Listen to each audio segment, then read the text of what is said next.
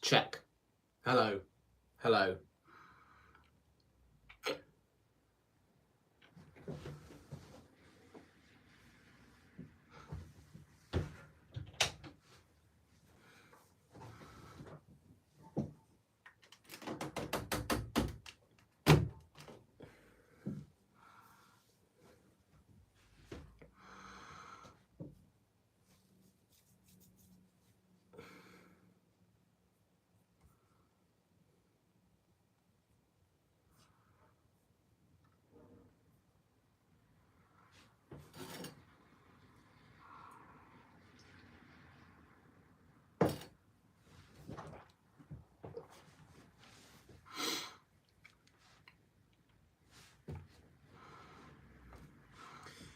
It was very easy to make. It was very easy. What does a It was very easy to make oneself beloved and respected aboard a ship. One only had to always be ready to obey one's officer's orders. It was very easy to make oneself beloved and respected aboard a ship. One only had to be always ready to obey one's superior officers and to be kind to the common man. Hello.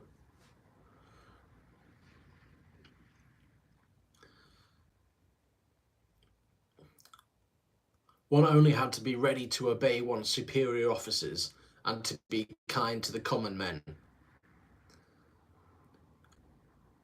Unless there was occasion for severity, and if you are, when there always is just occasion. Unless there was an occasion for severity, and if you are, when there is a just occasion, they will not like you less. Hi, I'm doing a voiceover. I'm doing some work for my voice for the next YouTube video I'm making.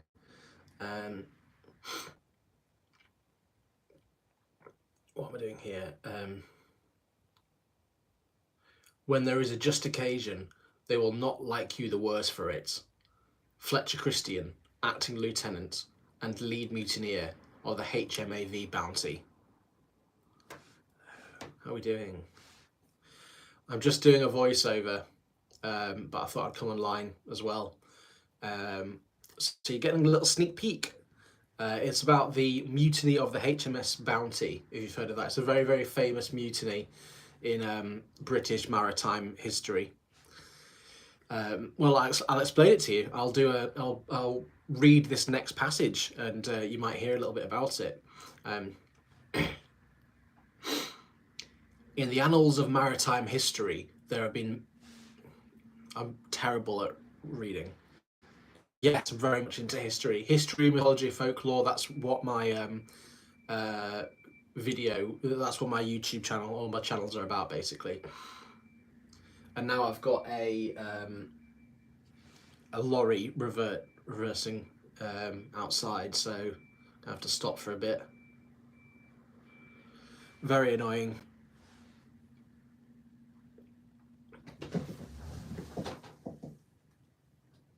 Just great.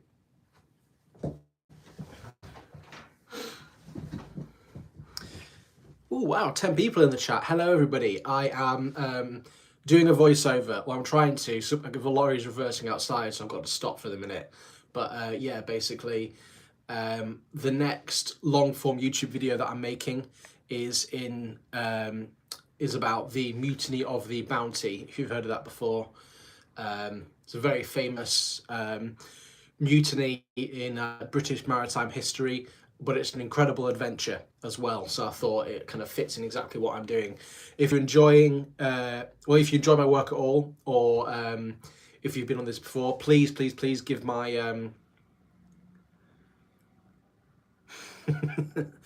I'm not a fan of Mandingo's, to be quite honest with you, unfortunately. Yeah, guys, if you don't mind giving me a like, really appreciate that. Gets the live out to more people, as we are killing time to wait for this bin lorry to go so I can actually begin recording again. Do I pause this? I'm just going to stop that. We're going to start again. That's super annoying.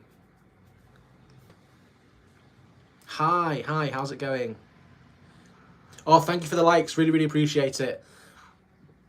Yeah, so I am. Which book is it? So I'm not doing a voiceover for a book. It's for my next YouTube video. I make a lot of content about history and fantasy and that kind of thing. And this next video that I've been working on is about the mutiny of the HMS Bounty, if you've heard of that before. It's a very famous maritime... very cool. My pocket right in my pocket. Sick. I'm assuming it's a pistol then.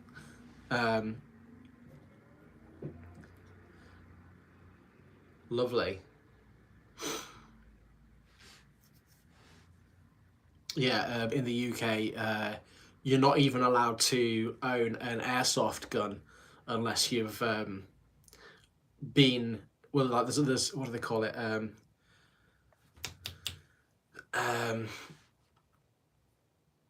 Yeah, basically you've got to go airsofting like 4 times in 2 months, and then they let you have an airsoft gun. But until then, you're not even allowed it. It's quite wild.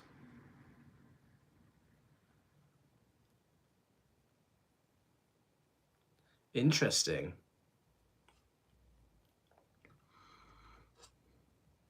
Lovely. Yes, I think Bin Laurie's gone, so I think I might be able to actually do this voiceover again soon. So we'll start again. But yeah.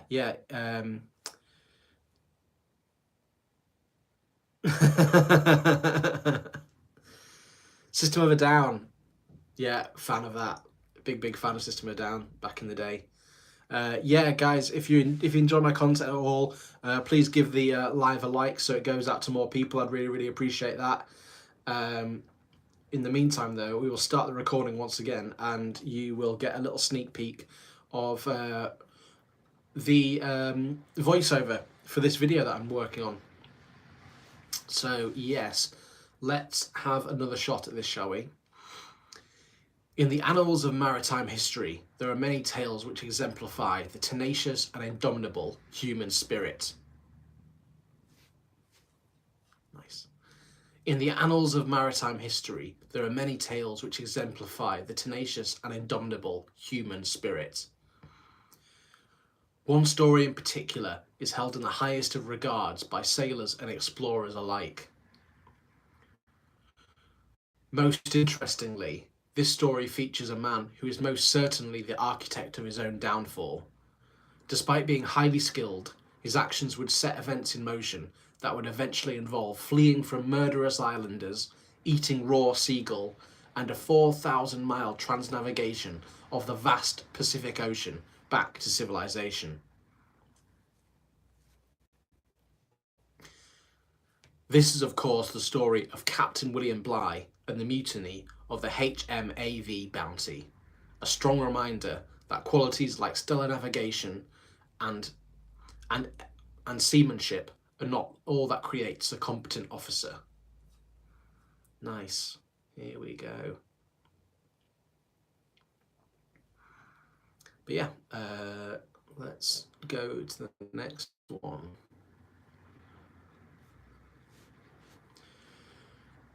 William Bligh, born on the 9th of September 1754 in the county of Devon, southwest England, was born. Still editing it as I go live, mental. William Bligh was born on the 9th of September 1754 in the county of Devon, southwest England. In a terrifyingly commonplace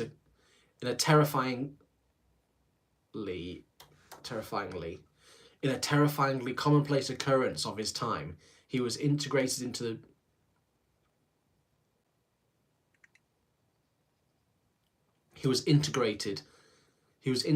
into George III's Royal Navy as a young gentleman at the age of 7. I can read that again. He was integrated into He was integrated into George III's Royal Navy as a young gentleman at the, I can say that better. He was integrated into George III's Royal Navy as a young gentleman at the age of 7. This station was specifically for boys of his higher class. This station was specifically for boys of his higher class to ensure they gained the. This station was. There'll be a lot of me repeating myself, just so you know. But yeah, let's keep going. This station was specifically for boys of his higher class to ensure they gained the necessary. To ensure they gained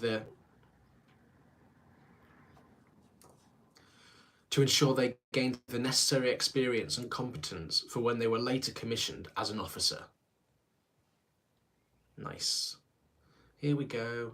Yeah, so catch up with anyone. Yeah, I am doing the voiceover for my next YouTube video. It's on the Mutiny of the Bounty, if you've heard of that before. But yes, if you're interested, keep around and you'll basically have me read it out to you. Bligh would swiftly rise through the ranks, and in 1776 Bligh would swiftly rise through the ranks, and in 1776 would be given the position of sailing master on the HMS Resolution by the famous or infamous, depending who you're talking to, Captain James Cook. Whilst under his command, Bligh received praise from his ability by the renowned British explorer. Whilst under his command, Bligh received praise in his ability by the renowned British explorer. The third voyage into the Pacific Ocean would be Cook's last, as he was beaten to death by the third voyage into the Pacific Ocean. It's difficult to say. Yeah, if you're interested at all, guys, in what I'm talking about, please give it a like. Please give the live a like, so then more people will be able to see it.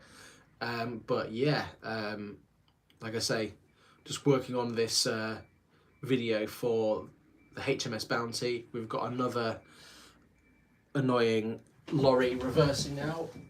Literally cannot win. What the hell is going on? Picked such a moment.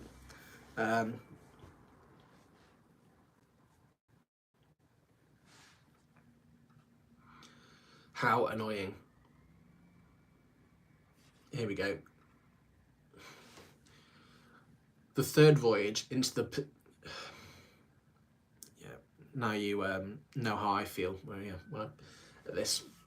It's very difficult to do voiceovers, so I struggle anyway.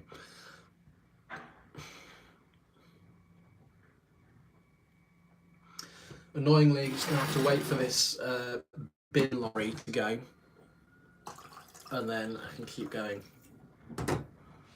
But it's super annoying. Do I pause again? You know what? Yeah, I'm just going to stop again, because how annoying is that? Super annoying. But yeah, generally I make content around history and mythology, folklore, fantasy, that kind of thing. But I wanted to do a video on the HMS Bounty because yeah, it's one of the most interesting adventures, or like pit man against nature that there is, you know, and it's a great inspiration for any kind of yeah, I suppose any kind of D&D game or TTRPG, or just like, you know, it's just a very, very interesting turn of events, as you will find out as we record more. I think we're good to go again now. Start recording.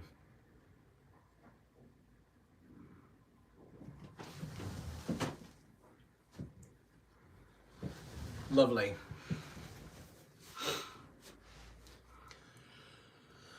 The third voyage into the Pacific. The third voyage into the Pacific Ocean would be Cook's last, as he was beaten to death on one of the many picturesque beaches on the Big Island of Hawaii by the indigenous population as he attempted to abduct their king. The third voyage into the Pacific Ocean would be Cook's last, as he was beaten to death on one of the many picturesque beaches of the Big Island on the Big Island of Hawaii. You know what, we're going to actually close this as well, so we've got less road noise, because we're just not doing very well for noise at the moment. Lovely, lovely, lovely. Where are we? Cool. I'm going to say this again. I promise I'll get off this sentence now. The third voyage into the Pacific Ocean would be Cook's last, as he was beaten to death on one of the many picturesque beaches on the Big Island of Hawaii by the indigenous population as he attempted to abduct their king.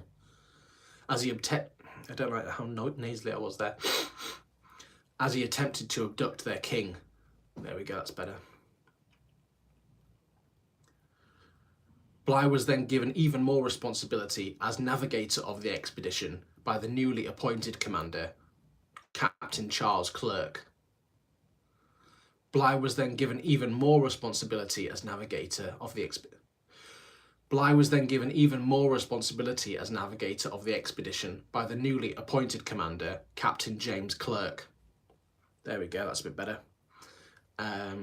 Yeah. Smashing through this, let's go.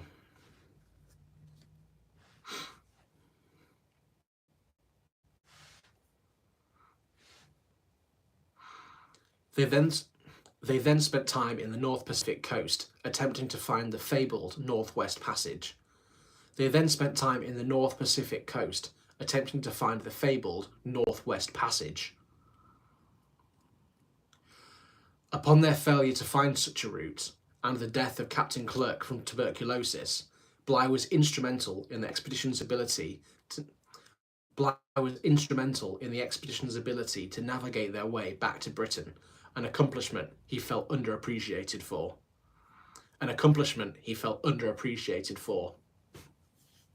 Sick, let's go, let's do this. Upon returning to the UK, Bligh's career would further flourish.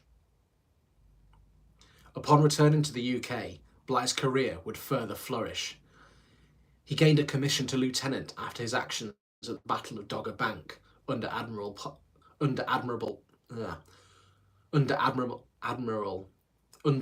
Parker.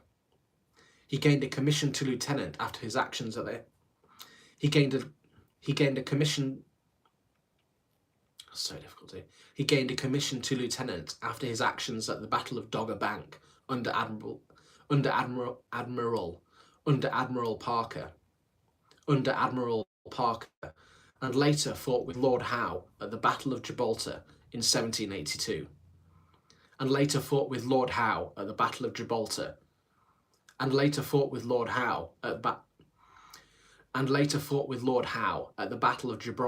in 1782. There we go. Killing it. This is where the threads of fate intertwined, and he would meet Fletcher Christian. This is where the threads of fate intertwined, and he would meet Fletcher Christian, a ship's boy at the time.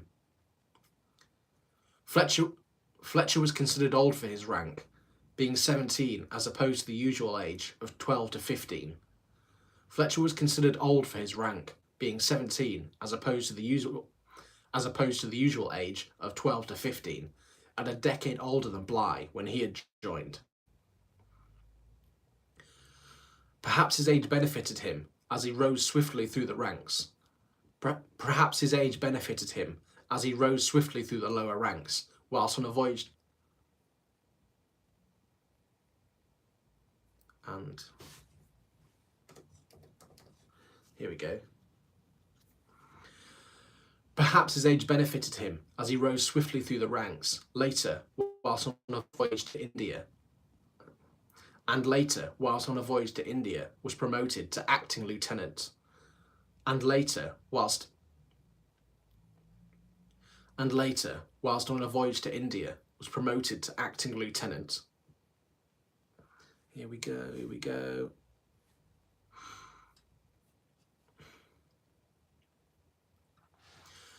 With the Royal Navy being largely demobilised, I don't know how to say largely then.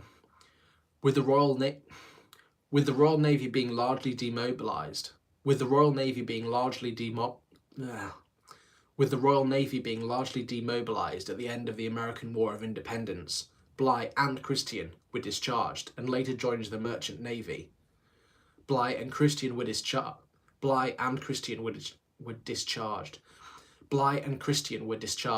and joined the Merchant Navy, and eventually the vessel Britannia together.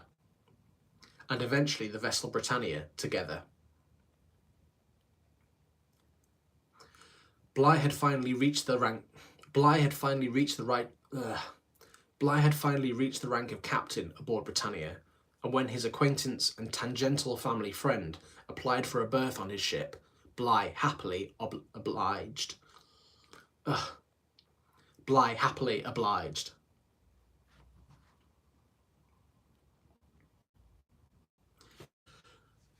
Christian had to take a significant demotion upon joining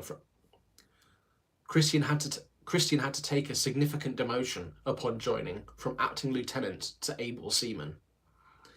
Despite this, Bligh Here we go.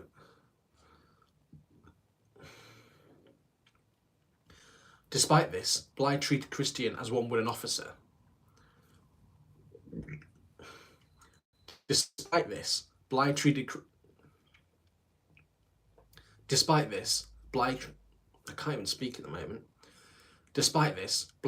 Christian as one would an officer, allowing him an officer's berth and access to the dining quarters.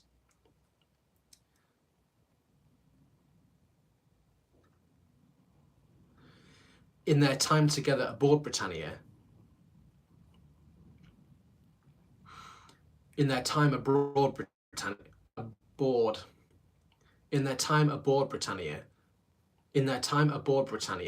despite many ranks and a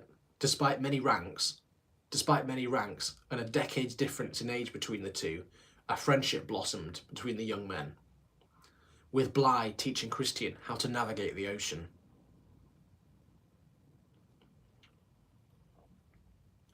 On the second voyage of theirs with Britannic, Christian was promoted to second mate, a rank more fitting his skill and competence. Killing it. Just catch you up, guys. Hello, welcome to the live. I am doing a voiceover for a new YouTube video I'm making on the mutiny of the HMS Bounty. So yeah, if you're interested at all, listen along. You're getting a little sneak peek at what's going to be happening. And if you like history, mythology, folklore, that kind of thing, or TTRPGs, Dungeons and Dragons, give me a follow. Please make sure to like the live so it goes out to more people. Thank you so much. Let's continue, shall we? On the 16th of August, 1787, Bligh took command of the HM armed vessel Bounty.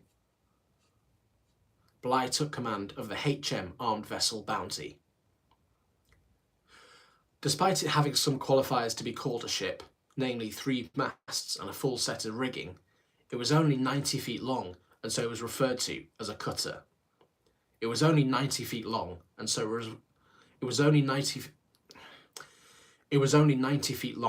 was referred to as a cutter. Here we go. Yeah, boy. This meant Bligh would be demoted to commanding lieutenant, being one of... do we check what that is?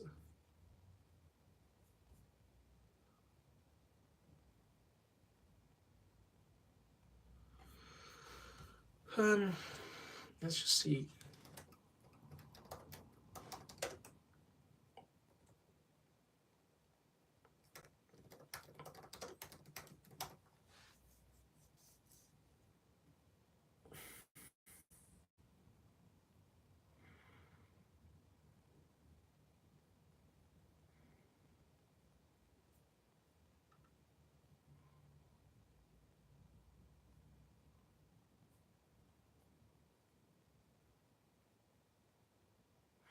What are we doing here? You know what? Stop this again.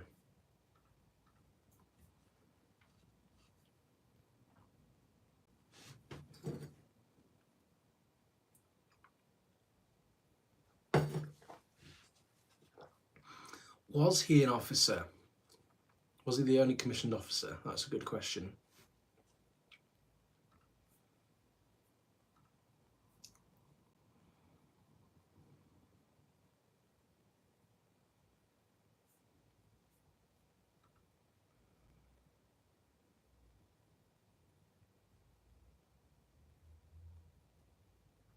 Cool. Yeah. He's the only officer.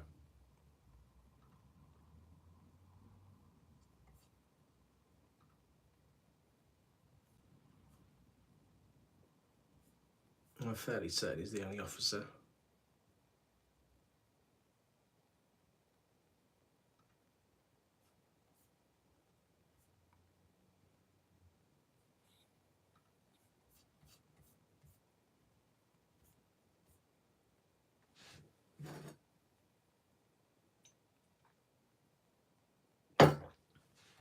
Yeah, he is. Cool. We'll do that then.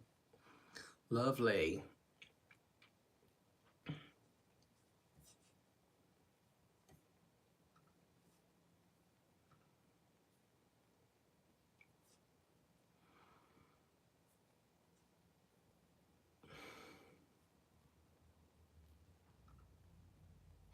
Right. On the 16th of August 1787, Bligh took command of the HM armed vessel Bounty. Despite it having some qualifiers to be called a ship, namely 3 masts and a full set of rigging, it was only 90 feet long and so was referred to as a cutter. This meant Bligh would be demoted to commanding lieutenant, being the only commissioned officer on board. Arguably even more importantly, the usual contingent of Royal Marines, often employed for the ship's protection, often employed for the ship's protection,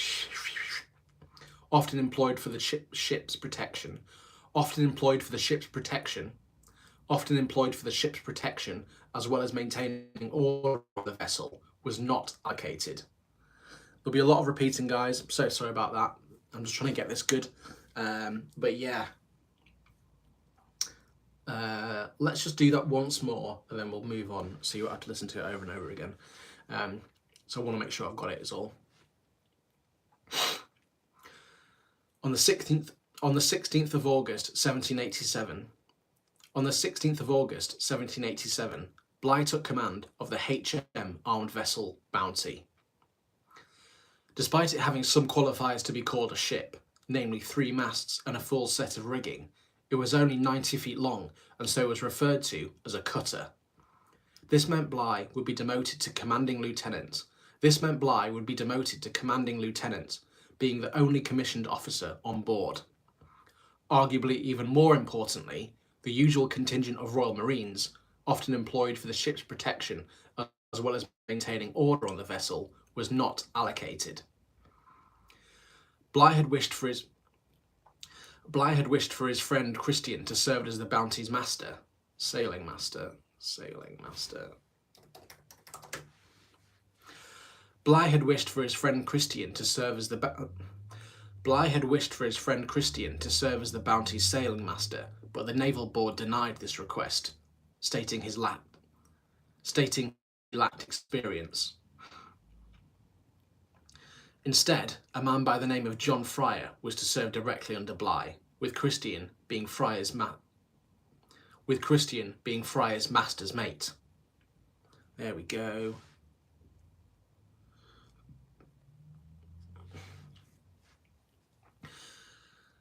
The mission of the Bounty was to sail around Cape Horn, the very bottom of South America, to cartograph the important and underexplored passage.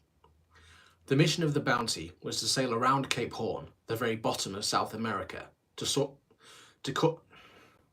cartograph the important and underexplored passage. They would then sail to Tahiti, filling their stores with breadfruit, a staple food of the tropics, then make their way to the West Indies and then make their way to the West Indies then make their way to the West Indies through the Indian and South Atlantic Oceans. Tahiti was selected as the island to procure breadfruit from, not because it was the only location the fruit grew, but because additional British vessels, as well as developing a trade route, would aid the United Kingdom in its territorial contention. Would aid the United Kingdom in its territorial contention with France of that area. Would aid the United Kingdom in its territorial contention. Its territorial contention with France of the area. There we go. This expedition was particularly financially viable as the Royal Society had offered a premium or reward to anyone who would transport living specimens of the fruit to the British colonial plantations. This expedition was particularly financially viable as the Royal Society had offered a premium or reward to anyone who could transport living specimens of the fruit to the British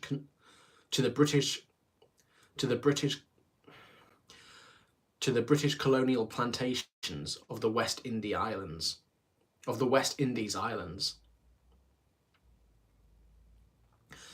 The hope in this endeavour was to provide a cheap and suitable food crop for the enslaved population to subsist on. The hope in this endeavour was to provide a cheap and suitable food crop for the enslaved population to subsist on. Because of this, the breadfruit would have to be kept alive during this passage, and so 2 civilian botanists, or gardeners, were included in the crew.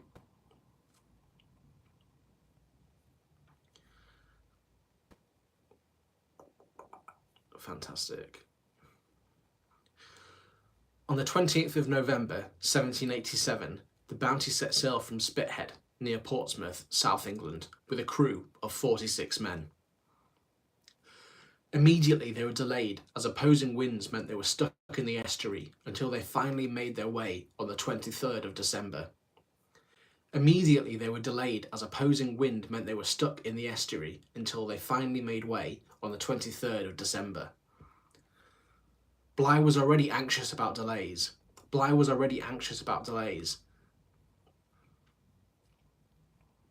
Their arrival at Spithead had already been pushed back by incompatible weather, and the Admiralty then took time delivering the final sailing orders.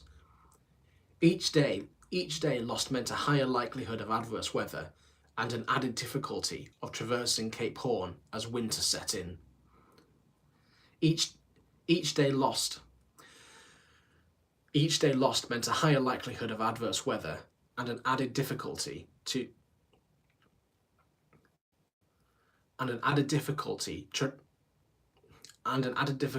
of traversing Cape Horn as winter set in. Lovely. I'm just going to run downstairs and sort my food out because I'm having breakfast as well. We're back in 1 minute.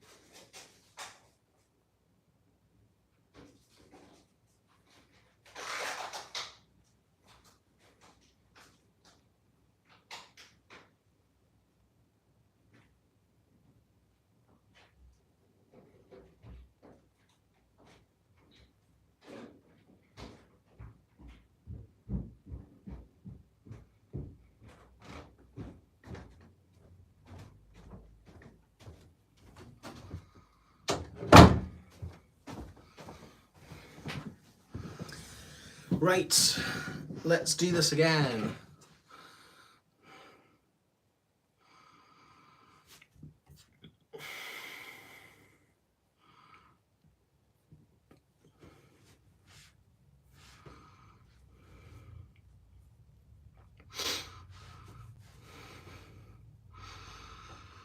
One second. Hello, how's it going? Yeah, not bad, thank you. I am recording a voiceover for my next YouTube video, which is about the mutiny of the Bounty, if you've heard of that before. So yeah, just basically going through this, and if you're joining me today, means you might get, you're basically getting a little sneak peek about what the audio is going to be. So yeah, so just basically going through my script that I've written and doing the voiceover for it. But yeah, I think we'll just start again, and you can get a little sneak peek. But if you're enjoying the live, guys, make sure to give it a like so it goes out to more people. Really, really appreciate that. And if you like, if you're already following me, you're an absolute legend. Here we go. Right, next little bit. Once sailing. I'm repeating myself so much for this. How are you going, Josh? I should say yes. Once sailing, Bligh enacted the strict discipline regarding sanitation and diet he had learnt with his time with Cook. Once sailing, Bligh enacted the strict diet. Doing this so wrong. Once sailing, Bligh enacted the strict discipline regarding sanitation and diet he had learned during his time with Cook. Once sailing, Bligh enacted the strict discipline. Once sailing, Bligh enacted the strict discipline regarding sanitation and diet he had learnt from his time with Cook. He had learnt during his time with Cook. There we go, that's better. According to historian Sam McKinney, Bligh enforced these rules with a fanatical zeal, continually fussing and fuming over the cleanliness of his ship and the food served to the crew. According to historian Sam McKinney, Bligh enforced these rules with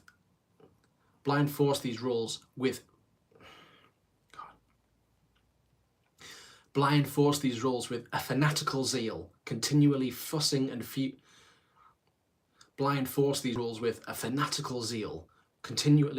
continually fussing and fuming over the cleanliness of his ship, and the food served to the crew.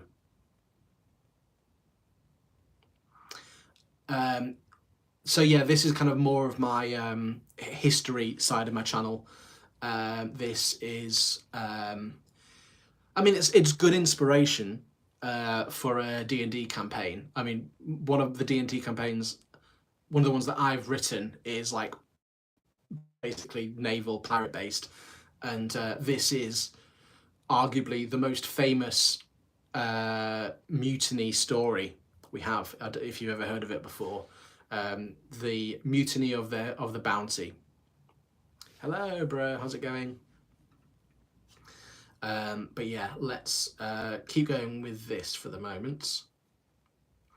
He introduced a watch contrary to that practiced of the Royal Navy, which meant that for every 4 hours of time on watch, the crew would receive 8 hours of rest. Despite the setbacks previously mentioned, Bligh considered spirits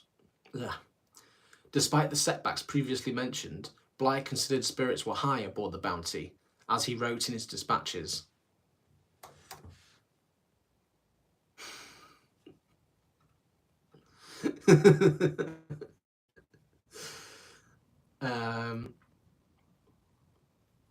Yeah, don't know. Is Bligh chill? He's not chill, unfortunately. You will find out once we get further down this.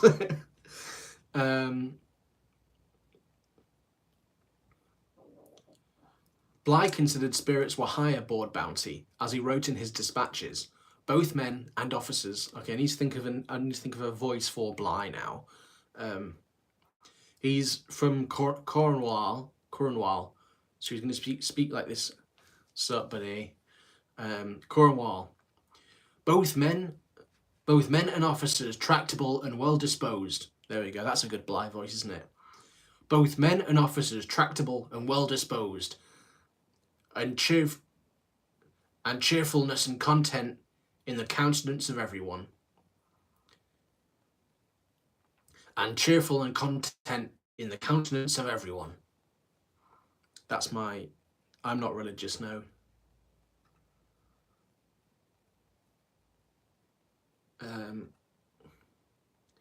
At this time, no infractions were met with punishment. At this time, no infractions were met with punishment, and for the crew's exercise and entertainment, Bligh introduced regular music and dancing sessions. I have a well, we've got a family pet. We've got a Yorkshire Terrier, if you know what they look like. I never used to like small dogs, but he's the coolest dog ever. And they're like little, they're just brilliant. I can play fight with him, which is great. He loves play fighting.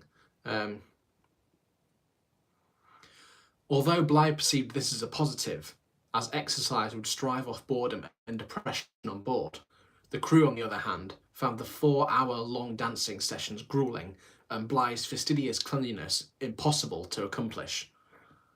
Malinois, love, they're amazing dogs. Surely they're very, very high energy though. Lots of play, fighting, and walks for them. Surely.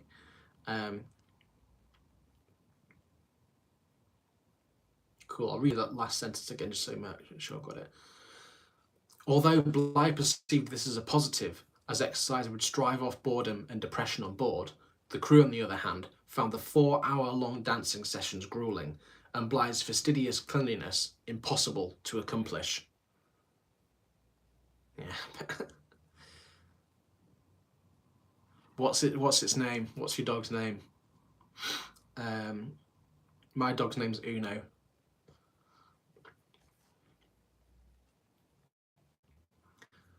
One point of contention was Bligh's professional relationship with Fletcher Christian.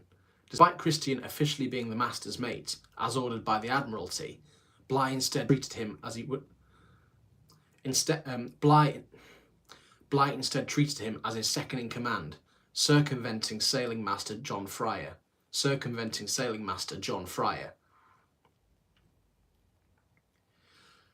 Bligh made this hierarchy official before even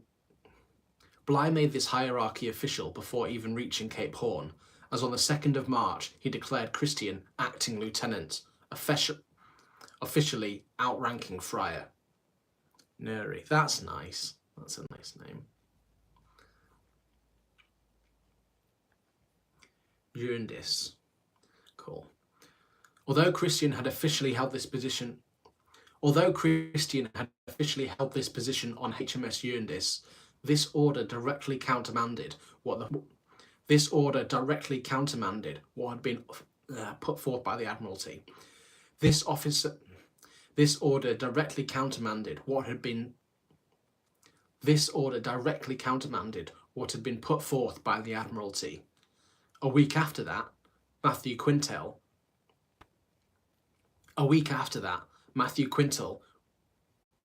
was the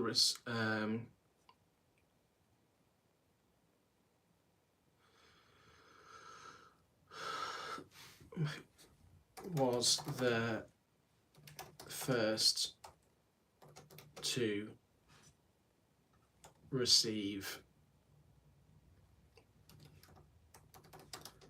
punishment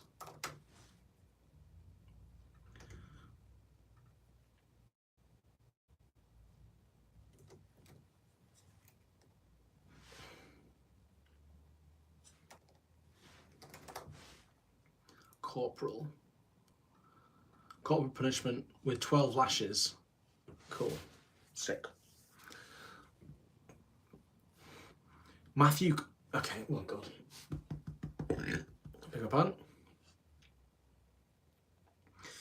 A week after that incident, Matthew Quintal was the first to receive corporal punishment aboard.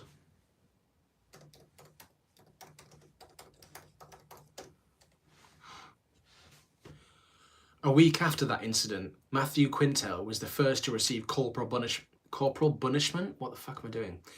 Matthew Quintel was the first to receive corporal punishment aboard Bounty, with 12 lashes for insolence and mutinous behaviour at the behest of Fryer.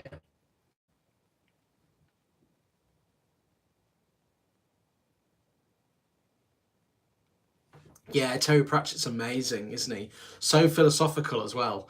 Some of the things he comes out with are just so intelligent.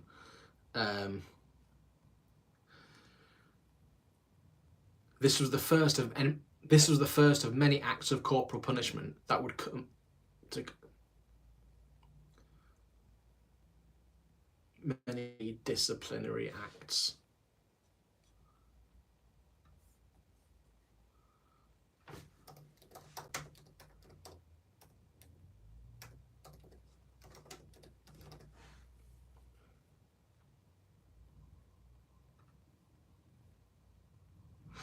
This was the first of many disciplinary acts that would come.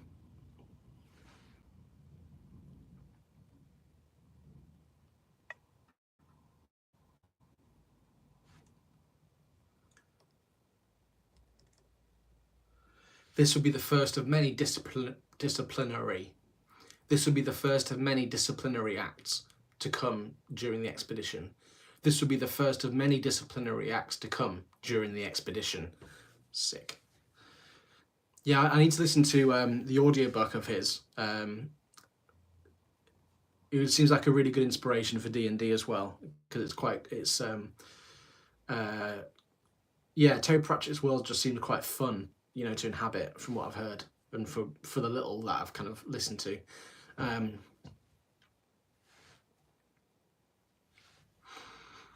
They eventually made their way across the Atlantic directly to Cape Horn, arriving there on the 2nd of April, 1788. They eventually made their way across the Atlantic directly to Cape Horn, arriving there on the 2nd of April, 1788, but spent a month there.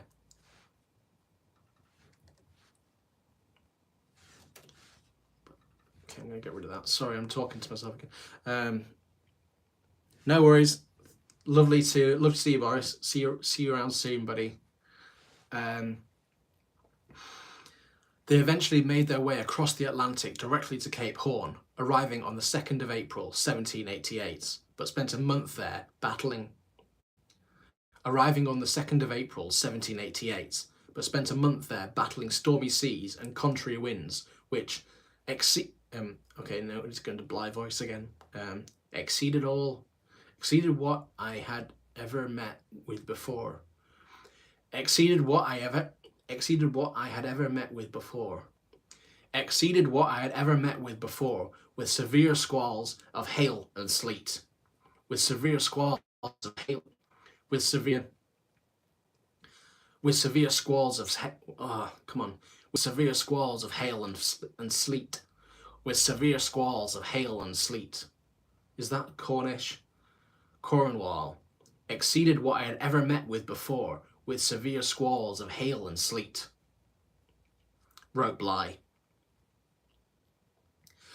He finally accepted defeat on the 17th of April and decided to head around the Cape of Good Hope.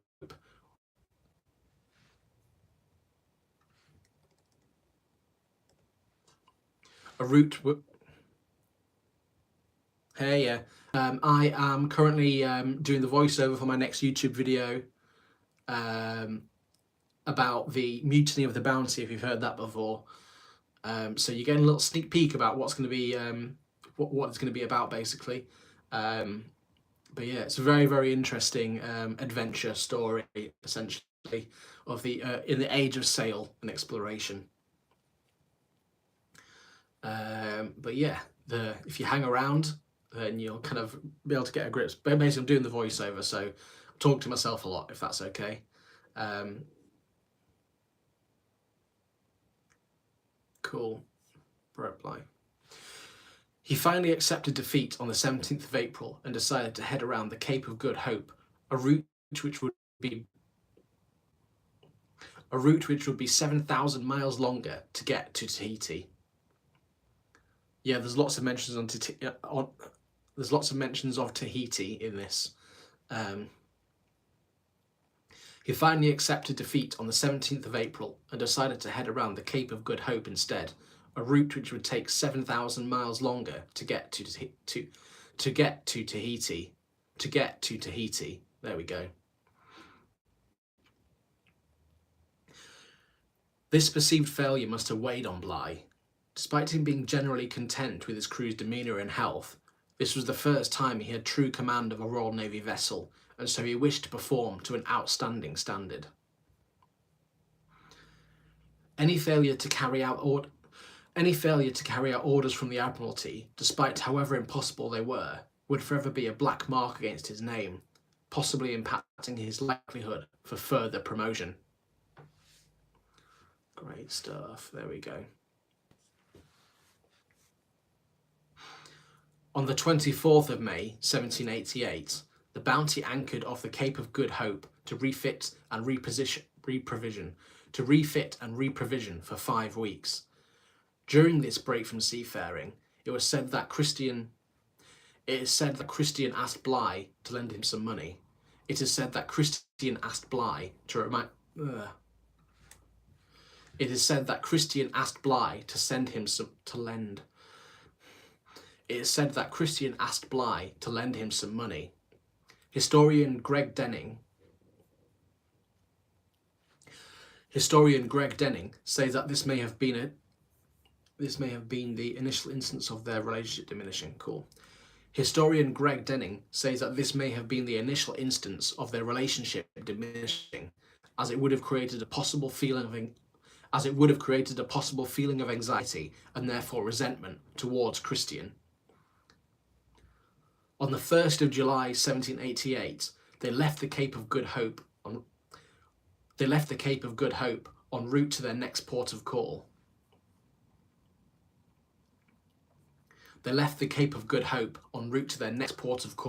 Adventure Bay in Tasmania. As they approached the island, the weather was blustery and wet, similarly to when they attempted to pass Cape Horn. But Bligh, with his excellent navigational skills, sighted Mewstone Rock on the 19th of August.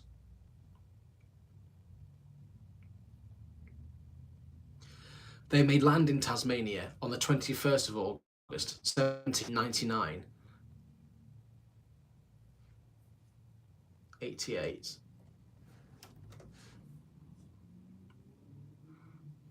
They made land in Tasmania on the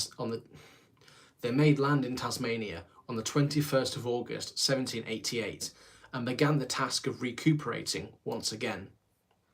Great stuff. Here we go.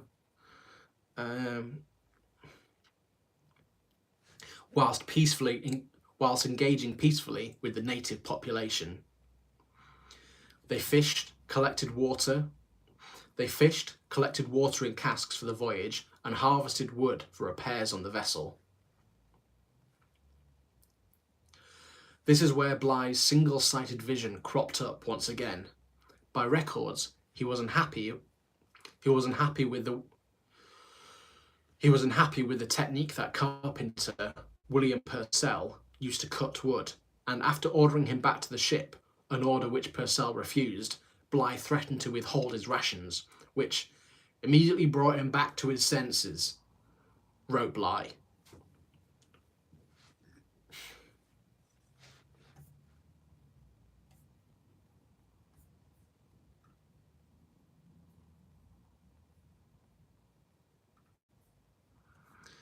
Let's go.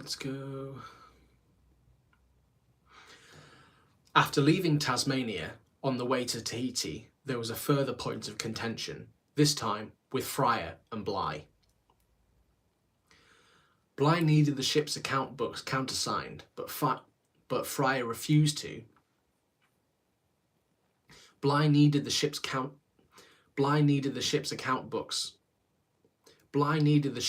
books countersigned, but Fryer refused to until Bligh provided him with a certificate stating Fryer is competent with a certificate stating Fry's competence throughout the voyage. Stating Fry's complete competence throughout the voyage. Despite being roughly 7 months into the voyage, they had yet to complete the initial task of collecting the breadfruit crop, and so Bligh refused. He then summoned the crew and read aloud the Articles of War, the regulations that a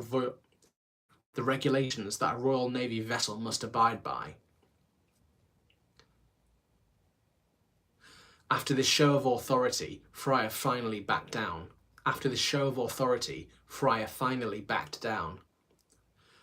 Shortly after this, the first death occurred on board.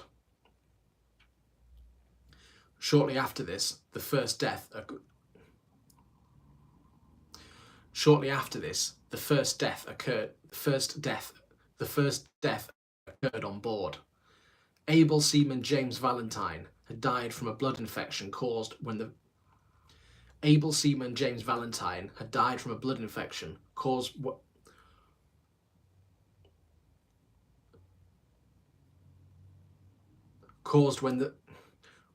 vessel's alcoholic surgeon, Huggan, haphazardly let Valentine's blood in an attempt to cure his asthma.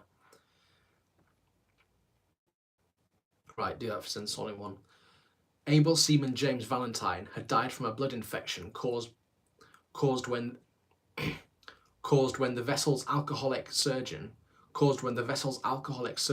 Huggan, haphazardly let Valentine's blood in an attempt to cure his asthma. Huggan reported to Bligh that Valentine died of scurvy. A condition that results from a vitamin C deficiency, and so Bligh began administering his own medical remedies to the crew, whilst also confiscating Huggan's alcohol. The Bounty finally made anchor on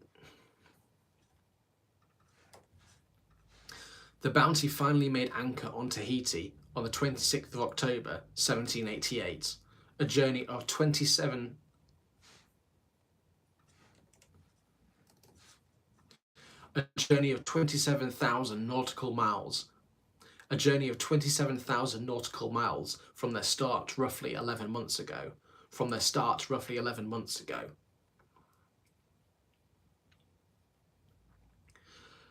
Their arrival on the island was met with cooperation and jubilation as the local chiefs, as well as the King of Tahiti, Pomaré I, knew Bligh from the time he had spent on the island whilst under the command of Cook. Their arrival on the island was met with cooperation and jubilation as the local chiefs, as well as the King of Tahiti, Pomaré I, knew Bligh from the time he had spent on the island under the command of Cook. Bligh lavished the King of Tahiti with gifts, stating his own king, George III, only wished for breadfruit in return, a trade that Pomaré gladly accepted.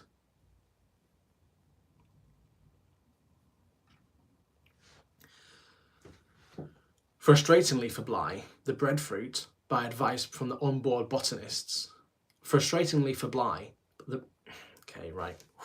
need to get into the headspace. Frustratingly for Bligh, the breadfruit, by advice from the onboard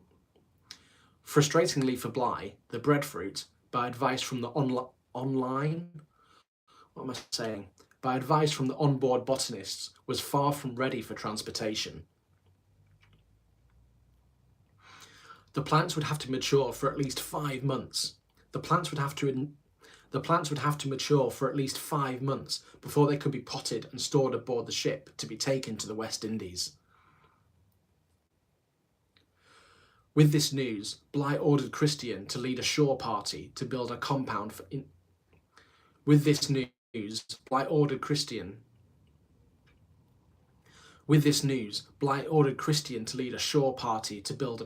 on Tahiti, where the fruit could be cultivated. Frustratingly for the crew, Bligh commanded that any trade with the islanders happened through him. Although this seemed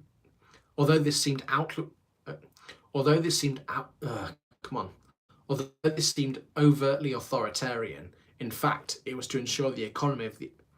Although this seemed over. Although this seemed all. Oh, come on, I can do this. um, although this seemed overtly.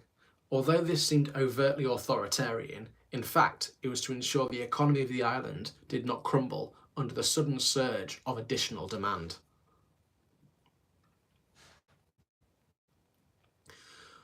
During the months-long wait, discipline slipped into debauchery as frivolity blossomed.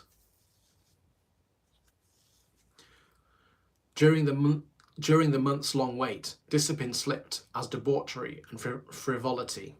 During the months-long wait, discipline slipped. So yeah, their mission is to essentially get breadfruit from Tahiti and sail it to the to the West Indies, but basically this is where it all goes wrong, because they begin to shall we say, they enjoy themselves too much on this paradise island. If I can get past this sentence, you'll find out. I'll do it soon. Okay, here we go. Here we go.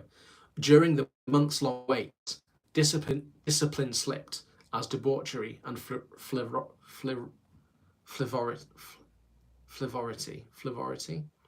Discipline slipped as debauchery and frivolity blossomed.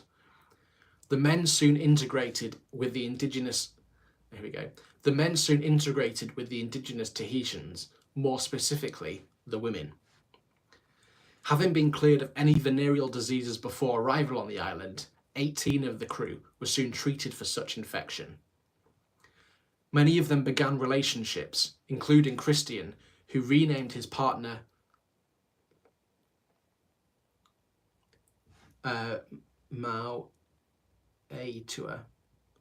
Maitua. Cool.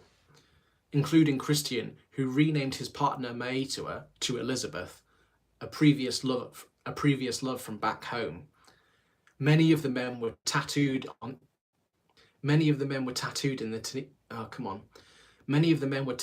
the Tahitian fashion, a physical manifestation of their indoctrination into the culture.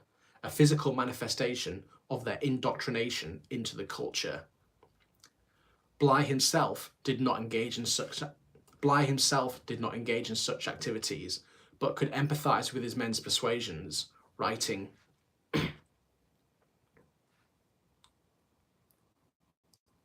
dissipation. The allurements, Cornwall.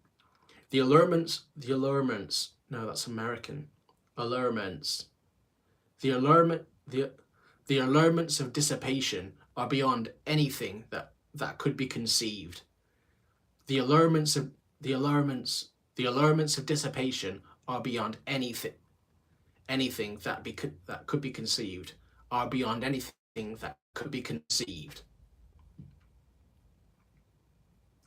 He did not, though, feel this was adequate excuse for dereliction of duties. Equipment was left out, which the Tahitians swiftly stole, and which the men and Christian were blamed for. After all, Bligh had elevated his friend to a position he could only dream of, and in return, Christian, who was now the second in command, served as a poor role model to the rest of the men by allowing order and discipline to diminish and engaging in relationships with the indigenous. Bligh's feeling on this matter are confirmed in writing, where he states, such neglectful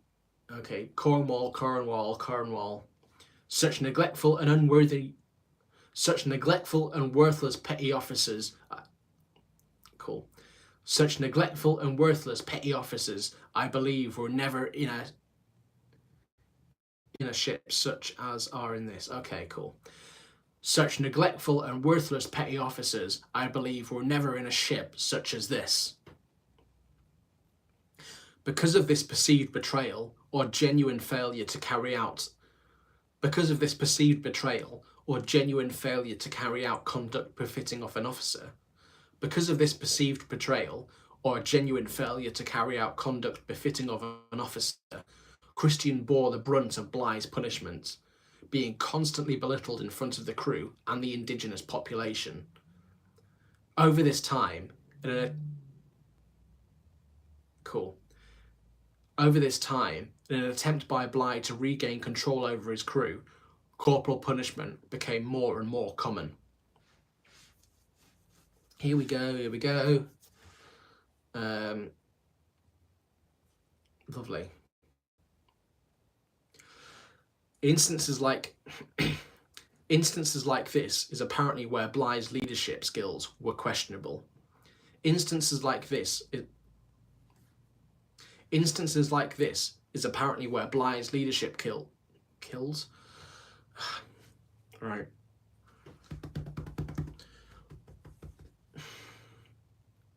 Instances like this is apparently where Bligh's leadership skills were questionable. There are many accounts of his tyrannical authoritarianism. There are many accounts of his tyrannical authoritarianism, a trait he most likely picked up from Cook. Bligh, though, had failed to contemplate the vast differences between his voyage and the ones he took under Cook.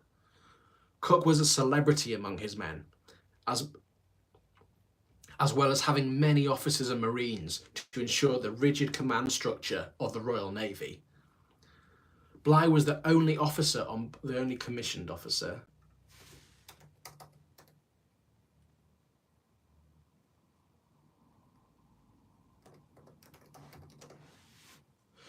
Bligh was the only commissioned officer aboard Bounty, besides Fryer is not a commissioned officer, I can get rid of that.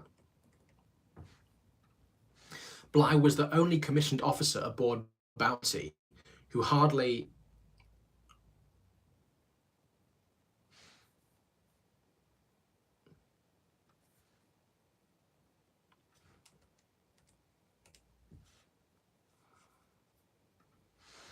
Bligh was the only commissioned officer aboard Bounty. Cook was able to implement the rigorous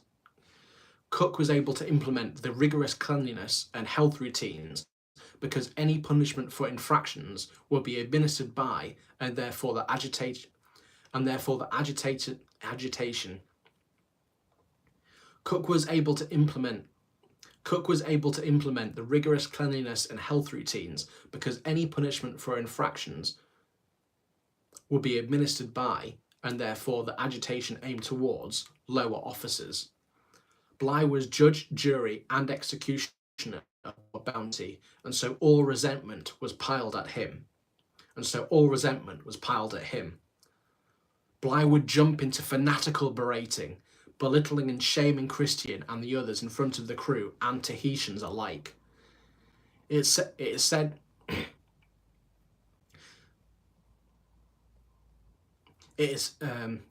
said that once he finished his tirade, he would then attempt to curry favour, acting overtly friendly to those of whom he had just been reprimanding just minutes before. Acting overtly friendly to those of whom he had been reprimanding just minutes before. Not only did this completely invalidate the chastising he had just delivered, but it made him seem uncontrolled, remorseful, and weak-willed, qualities that are incompatible with competent leadership. On the 5th of January 1789, three of the crew, William Musrat,